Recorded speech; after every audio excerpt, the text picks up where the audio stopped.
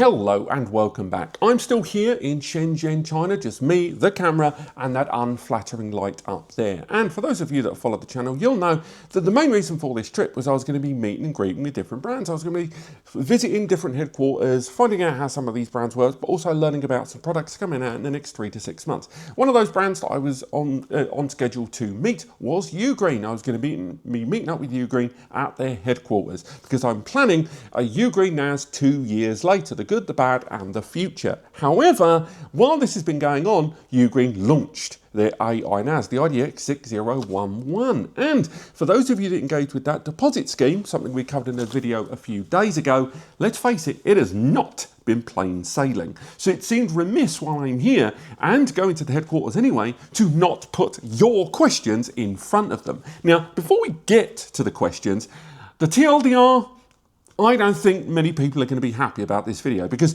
not that it's bad news for everyone, but I'm going to say there isn't enough meaty information here, frankly. And the questions that I've put forward to them, so to put it out there, these are the questions that I sent. And full disclosure, I sent these questions a little under 24 hours in advance. I did that because I wanted answers, to give them time to give me answers. Keep that in mind. One, my question was, and this was aggregating nearly 2 days of Reddit posts, by the way. It was one, what did the $30 deposit actually guarantee? Two, what was the promised why was the promised private link system abandoned so late?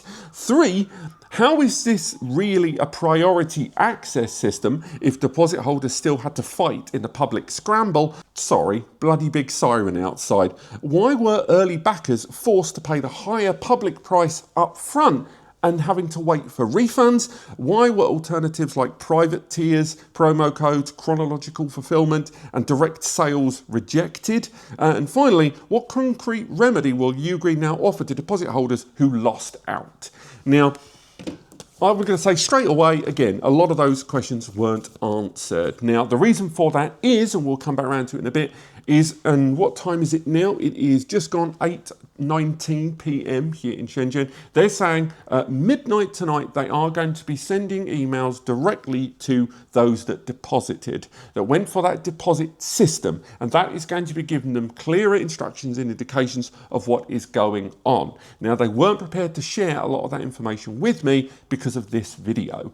Now, the reason being is they said, and we'll come back around to it in a bit, to do with the information, the timeline, the release schedules, and potential links being shared online. Now, you make of that what you will. I'm just going to present the information that's in front of me because we kind of have to here, at least until we find out when these emails are going out. And also, when I get back to the UK, rest assured, we're going to be making a whole video, a whole timeline on all of this. So think of this as another chapter in this saga. So to that first question, what did the $30 deposit actually guarantee?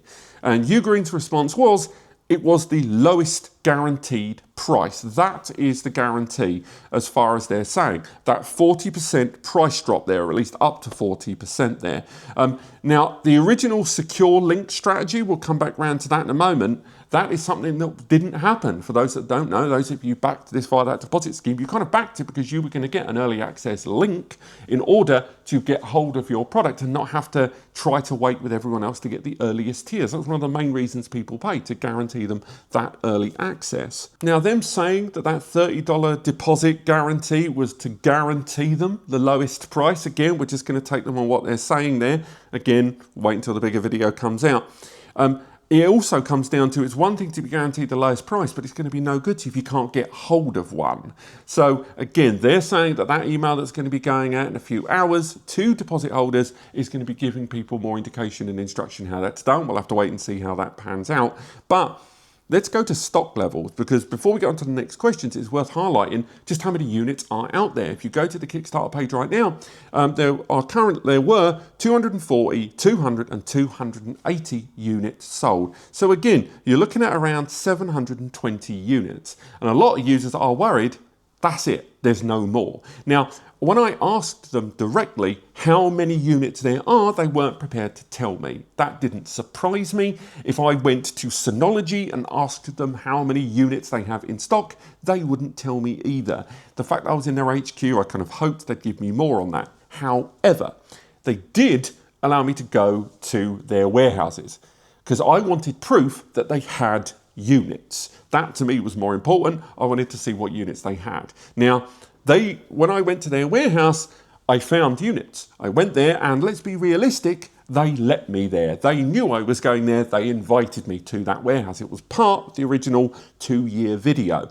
But when I went there, I can only tell you what I saw. And what I saw there was around, on the top level, there was around 26 pallets. I had to do some very quick maths on the fly. Let's get back to my math. So I saw 26 pallets that had an average of around, I think, over 24 units. So that's 6 units per layer, 4 stacked high. Some of the ones at the back were stacked 5 high and 6 high respectively. And then there was 2 trucks outside loaded with stock. So at the very least, on that floor that I was looking at, notwithstanding the trucks outside, the units on that floor, all of them were IDX units. I was able to open one at random. That allowed me to see that they were indeed that. One of them was a Japanese livery on the outside. The other one was a US livery on the outside.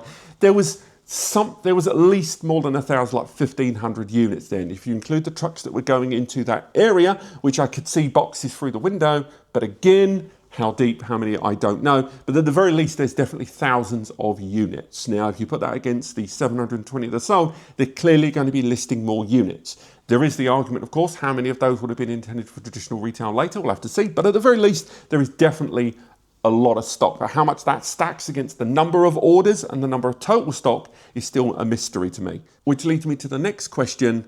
Why was the promised private link system abandoned so late in the campaign?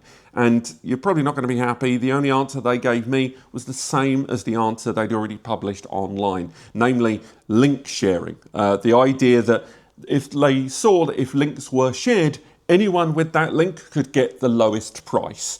Now, again, presumably that was when they shut down the deposit system entirely, because remember there was, I believe, about a week, maybe a fraction less, between the link sharing, the deposit system being taken offline and eventually them saying they're not going to be doing private links. Again, not defending them, that's just an observation.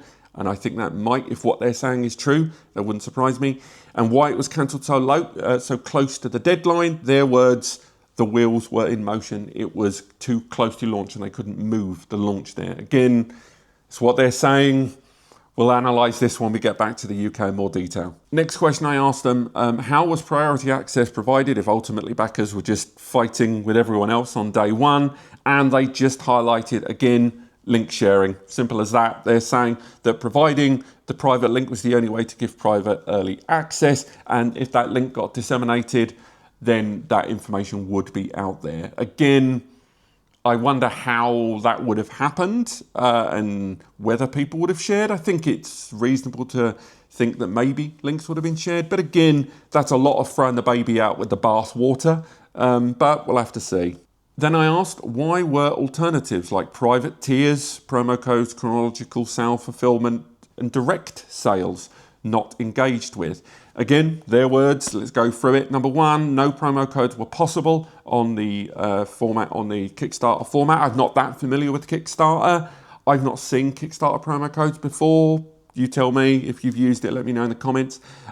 Also, there was no means to create a chronological order system. They say these are pretty much the same thing they've already said, particularly online and on the Reddit when they spoke to the mods over. Again, shout out to you mods over on Reddit on the NASync group.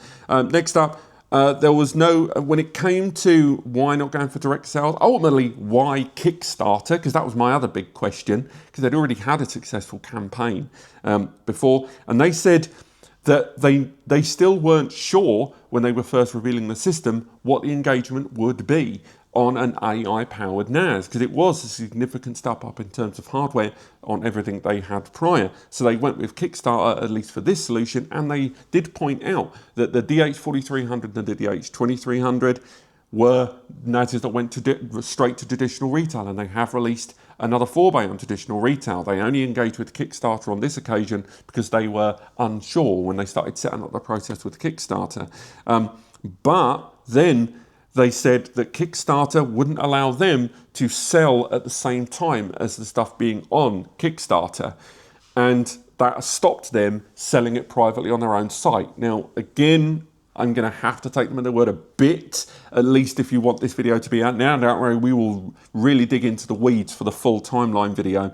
But they're effectively saying that they couldn't sell it privately on their site because of Kickstarter, because it would invalidate the agreement they'd had with Kickstarter there. Now, whether that, we'll have to wait and see for the main timeline, but that was their response. Next up, what concrete remedy will Ugreen now offer to deposit holders who lost out? Now, again, they just highlighted that in several hours they will be sending messages to those deposit backers.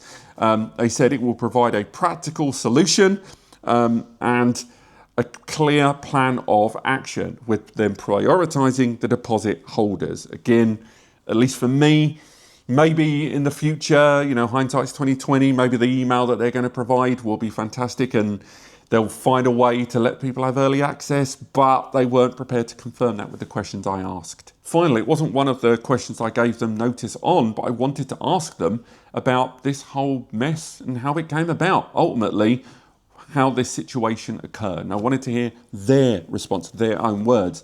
And they said it was because they underestimated the number of orders and they're having to rapidly change their initial plans, which have been 2 months in the planning, to fit this new larger audience of people that want to buy. Again, basing it on feedback sales, and they're saying this has happened because perhaps they underestimated the level of sales that people were going to go for on this. What do you want to call it, an excuse? Do you want to say that's a viable enough option? I don't think many of you are going to think that. I'm here to just present the questions they were provided to me. Overall, I still don't think Ugreen handled this deposit system very well. I think they would have to admit they have not done it. And we're going to have to wait and see, I think, for at least the next few hours, just exactly what they're going to be messaging people about in terms of what the resolution being put forward is. Last thing, I want to reiterate this. If there is an email that deposit holders receive, and you are someone that receives that email, think if it does contain the means that you will get hold of a unit that you have paid a deposit for and you still want to go through with that transaction, and sharing the content of that email will, you know, limit your capacity to get a unit, or will limit others' units to get used to get the capacity to get a unit. Again, I don't know what's in this sodding email. If that is the case, maybe hold off sharing it, or at least if you are going to share that information online, redact any information that may prevent users that still want to engage with this product at their original pricing. Redact any information that will stop them getting hold of it if they want to get hold of one. But I don't think these are answers that are going to please everyone. At least they took the time to answer, or at least allow me to present these questions to them. I'm going to give them that. I've spoken to enough brands to know that we've often never answered my emails when I've asked them, but we'll have to wait and see. Let me know what you guys think. And as I say, when I get back to the UK, we're going to do a deep dive of this whole timeline. And also, I'm assuming more units are going to become available. They should, if you're watching this Ugreen. If they don't, the end of that video that I make next week won't be pleasant. But apart from that, thank you so much for watching. We've got more happening here.